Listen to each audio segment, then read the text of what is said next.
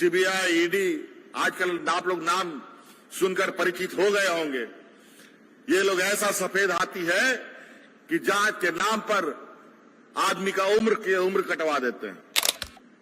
हम ही को बोलते हैं कि जमीन लूट लिया। बताओ, इस रात का जमीन का मालिक यहां का मूलवासी आदिवासी, हम लोग बाहर से आए हैं क्या? इंपोर्ट होके आए हैं क्या? आज तक आदिवासियों को आदिवासी दिवस पर इन लोगों ने शुभकामनाएं नहीं दी, आज तक नहीं दिया। और अब जैसे जैसे चुनाव आया, पहली बार अब इन लोगों को आदिवासी या भगवान बिरसा मुंडा और सिद्धू कान्हू दिख रहा है। हमारे बच्चों ने जेपीएस से निकाल लिया,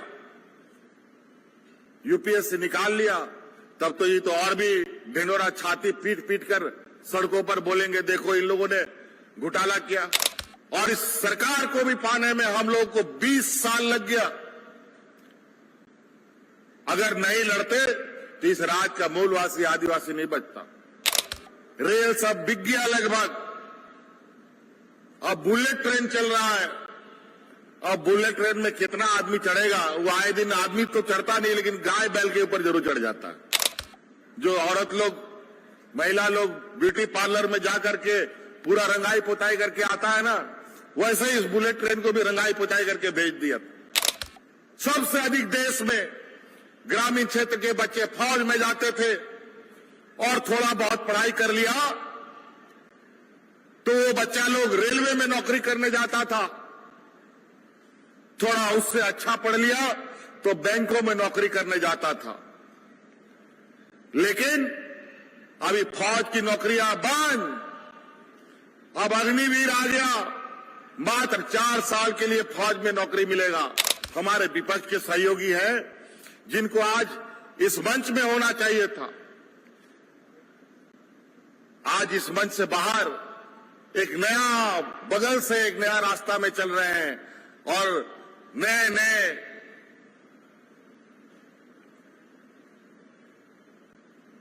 षड्यंत्र के साथ अखबारों में, टीवी में, रेडियो में अपना संदेश देते हैं। कोई पारा शिक्षक का बेटा, कोई किसान का बेटा, कोई मजदूर का बेटा, उन लोगों ने जेपीएस से निकाला है और आज बीडीओसी और कलेक्टर बनकर के हमारे बीच में गरीबों के सेवा में। यह स्थिति है। और ये लोग बोलते हैं घोटाला करता है। गलती से हमारे परिवार, हमारे बच्चों ने जेपीएस से निकाल लिया, यूपीएस से निकाल लिया, तब तो ये तो और भी ढिंडोरा छाती पीट पीट कर सड़कों पर बोलेंगे, देखो इन लोगों ने घोटाला किया। और इन लोगों ने जब जेपीएस से निकाली है, उसके आधे से अधिक इन लोगों ने, हमारे विपक्ष के नेताओं के बेटों ने नौकरियां पाई है। उसका सीबीआई जांच अभी भी चल रहा है। किस दिन उनकी नौकरी चली जाएगी पता नहीं। लेकिन सीबीआई, ईडी, आजकल आप लोग नाम सुनकर परिचित हो गए होंगे। ये लोग ऐसा सफेद हाथी है कि जांच के नाम पर आदमी का उम्र कटवा देते हैं। हो सकता है कि वो नौजवान सब रिटायर भी कर जाए और जांच पूरा ना हो, क्योंकि केंद्र सरकार उसी तरीके का व्यवहार में है। जिनको परेशान करना है, इन लोगों को लगा दो। अभी 40-50 हजार और नियुक्ति निकलने की प्रक्रिया में है, जहां हमारे पढ़े लिखे नौजवान अपने भविष्य आजमाने का काम करेंगे। कई ऐसी चीजें हैं जहां अगर हम एक एक सिलसिलेवार तरीके से योजनाओं पर बात करें तो एक दिन में भी कम पड़ेगा। आज इसीलिए हम लोग लगातार, इसमें समय लगेगा। 2 साल तो कोरोना खा गया, और जिस दिन से हम सरकार बनाए, कोरोना तो दुर्भाग्य की बात है। गरीब गुरुवालों को जीवन भर बहुत तकलीफ होता है, हमेशा उसके लिए चुनौती बना रहता है। वही हाल सरकार का भी हो गया है, क्योंकि ये सरकार आपकी सरकार है। गरीब गुरुआ, आदिवासी, दलित, पिछड़ों की सरकार है। हमारे विपक्ष के सहयोगी हैं जिनको आज इस मंच में होना चाहिए था। आज इस मंच से बाहर एक नया बगल से एक नया रास्ता में चल रहे हैं और नए नए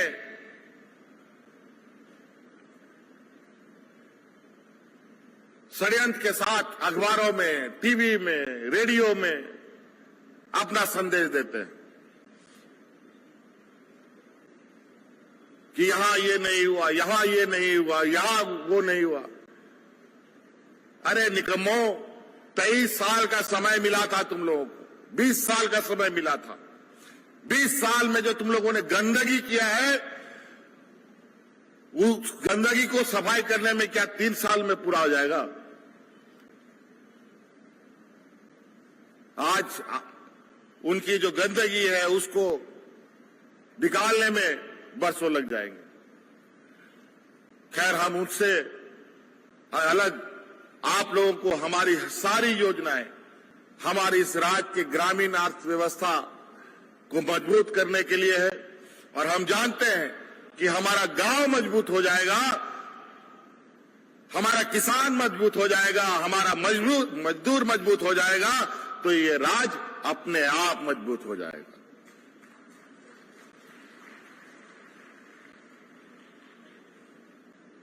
कोई पेड़ हरा पेड़ ला करके गाड़ देने से हरियाली चंद दिनों में मर जाएगा।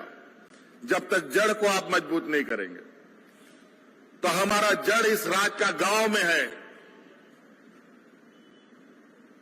किसानों में है, मजदूरों में है, नौजवानों में है। आज हमारे उन जड़ों को मजबूत करना है। आज इसीलिए हर एक योजना आपकी सामाजिक सुरक्षा से लेकर आपके विकास को लेकर मुख्यमंत्री स्वरोजगार योजना आप लोगों के सामने, आप लोगों के लिए काउंटर बना है, पशुधन का काउंटर बना है, अबुआ आवास का बना है, और एक योजना अबुआ बीर अबुआ दिशा में एक हम लोगों ने योजना प्रारंभ किया है, जहां भी हमारे जंगल के किनारे आसपास रहने वाले लोग हैं उन सभी को पट्टा देने को, और उस पट्टा को पूरी तरीके से जिनका जिनका अधिकार बनता है उनको दे के सैचुरेशन मोड पे ले जाने का हम लोग का एक लक्ष्य हम लोगों ने तय किया है, और जिसको हमें पूरा करना है। कई लोग वन पट्टा को लेकर के इधर उधर भटकता रहता है, लेकिन उनको पट्टा नहीं मिलता है। उन सभी का वो भी हम लोगों ने ये योजना प्रारंभ की है। आज इसके अलावा अभी हमारे बच्चों के लिए गुरुजी क्रेडिट कार्ड का भी एक काउंटर आप लोग देखेंगे। इस कार्ड के माध्यम से 10वीं पास के बाद से 12वीं क्लास तक के बच्चों को हम लोग एक कार्ड उपलब्ध कराएंगे। 12वीं पास के बाद कोई भी बच्चा कोई भी पढ़ाई करना चाहता है, इंजीनियर बनना चाहता है, डॉक्टर बनना चाहता है, वकील बनना चाहता है, कोई बढ़िया डिग्री लेना चाहता है, और आज के दिन में आपको पता है कि ये सब पढ़ाई कितना महंगा हो गया है। आज उसका महंगाई को ध्यान में रखकर उसका पढ़ाई खराब ना हो, इसके लिए ये क्रेडिट कार्ड हम दे रहे हैं। और जिस लड़का को आगे या लड़की को आगे पढ़ाई करना है, तो उसका 4 साल में जितना खर्चा होगा वो पूरा का पूरा राज्य सरकार सहयोग करेगी। आर्थिक सहयोग करेगी, और कोई आपको गारंटर देने का जरूरत नहीं है, कोई जमीन बंधक देने का जरूरत नहीं है, कोई जानवर बंधक देने का जरूरत नहीं है। सरकार आपका गारंटर बनेगा। जब तक आपका डिग्री का साल रहेगा, 4 साल का कोर्स रहेगा, 5 साल का कोर्स रहेगा, तो 6 साल तक आपको पैसा चुकाना नहीं है। 4 साल का डिग्री होगा तो 5 साल तक आपको पैसा नहीं चुकाना है, और जब 6ठे 7वां साल में आपको नौकरी लग जाएगा तो थोड़ा थोड़ा करके सरकार को पैसा वापस कर देगा।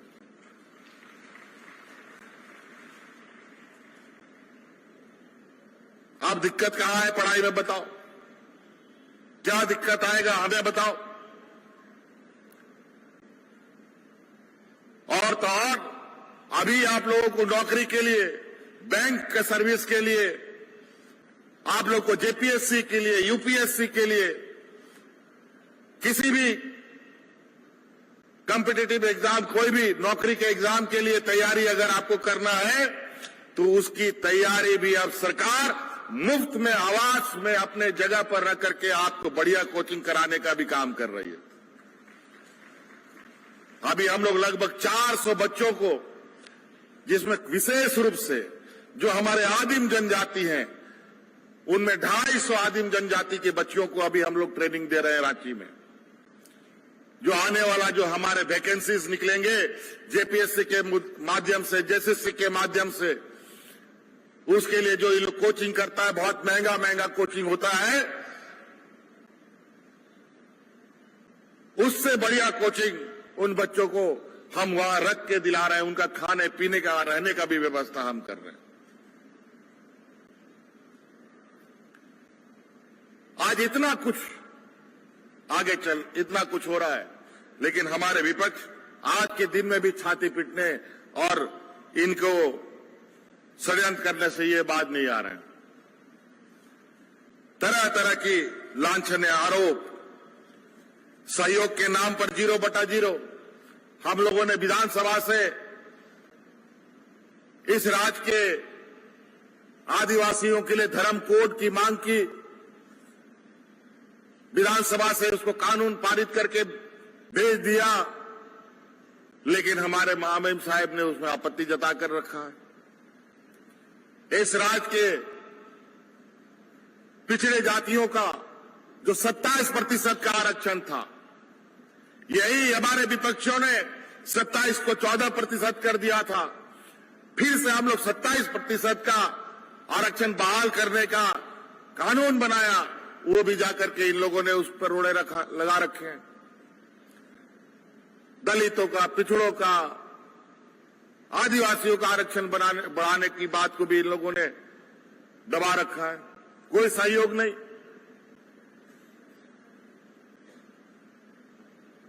कहीं से भी नहीं। खैर कोई बात नहीं। इस राज्य का जन्म बहुत तकलीफ से हुआ है। यहां के आदिवासी मूलवासियों की शहादत किसी से छुपा नहीं है। इस राज्य का पूरब से पश्चिम, उत्तर से दक्षिण तक हर कोने में हमारे वीर शहीदों का कहीं न कहीं आप मूर्ति जरूर देखेंगे। और यहां के हक अधिकार, यहां के जल जंगल जमीन, यहां के मूलवासी आदिवासी की लड़ाई के लिए उन लोगों ने अपनी जान की कुर्बानी दी। इसका मतलब इस राज्य पर लोगों का गिद्ध नजर है। खनिज संपदा से भरा हुआ राज्य, बड़े बड़े व्यापारी इनको लूटने में लगे और यहां के लोगों को मजबूत बनाने इनका उद्देश्य नहीं है। अगर यहां का नौजवान पढ़ा लिखा हो जाएगा, यहां का नौजवान आर्थिक रूप से, सामाजिक रूप से, शैक्षणिक रूप से मजबूत होगा तो अपने अधिकार की लड़ाई लड़ेगा। इसीलिए ये लोग हम लोगों को कमजोर बना के रखता है। लेकिन अब वो दिन दूर नहीं। अब 40 साल लग गया हमारे पूर्वजों को लड़ते लड़ते इस राज्य को पाने में, और इस सरकार को भी पाने में हम लोगों को 20 साल लग गया। अगर नहीं लड़ते तो इस राज्य का मूलवासी आदिवासी नहीं बचता। यही बगल में ही कहा, नेतरहाट में 30 साल की 50 साल से फायरिंग रेंज चल रहा था। वहां का आदिवासी दलित, वहां का आदिवासी भाई लोग कितना परेशान रहा आपको मालूम है। अंतोगत हमारी सरकार बनी, उस फायरिंग रेंज को बंद करके जो जमीन फायरिंग रेंज के लिए उपयोग होता था वो वापस हम लोगों ने ग्रामीणों को वापस कर दिया। हजारों एकड़ जमीन हजारीबाग में जो कंपनी नहीं लगी, वो कंपनी से वापस लेकर के वापस किसानों को कर दिया। और ये लोग हम ही को बोलते हैं कि जमीन लूट लिया। बताओ, इस राज्य का जमीन का मालिक यहां का मूलवासी आदिवासी, हम लोग बाहर से आए हैं क्या? इंपोर्ट होके आए हैं क्या?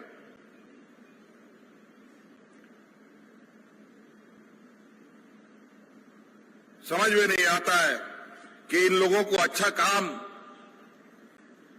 करने वाले और उसके साथ चलने वाले लोगों के प्रति इनकी घृणा इतनी क्यों है?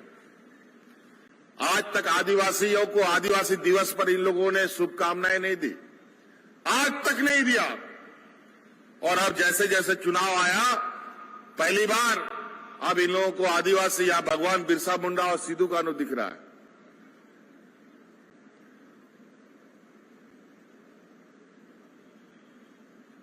इससे पहले कभी नहीं दिखा इन लोगों को।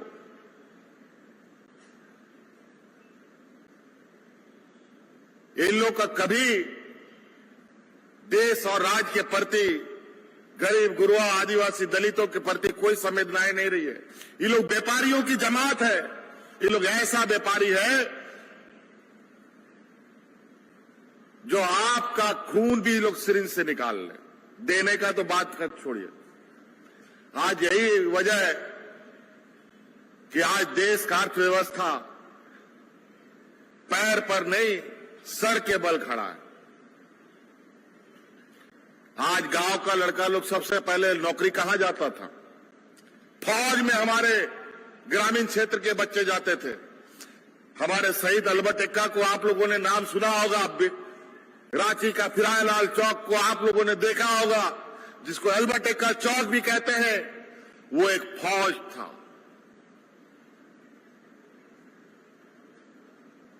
सबसे अधिक देश में ग्रामीण क्षेत्र के बच्चे फौज में जाते थे और थोड़ा बहुत पढ़ाई कर लिया तो वो बच्चा लोग रेलवे में नौकरी करने जाता था।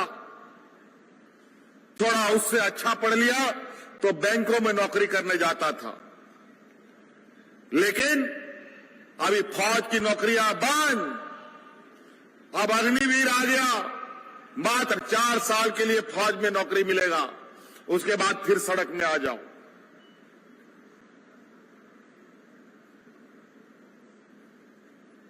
बैंक में भी नौकरी खत्म, क्योंकि बैंक सब बंद होकर के जहां 4 बैंक था, अब वहां 2 बैंक 1 बैंक हो गया। अरे देखो क्या हो गया उसको।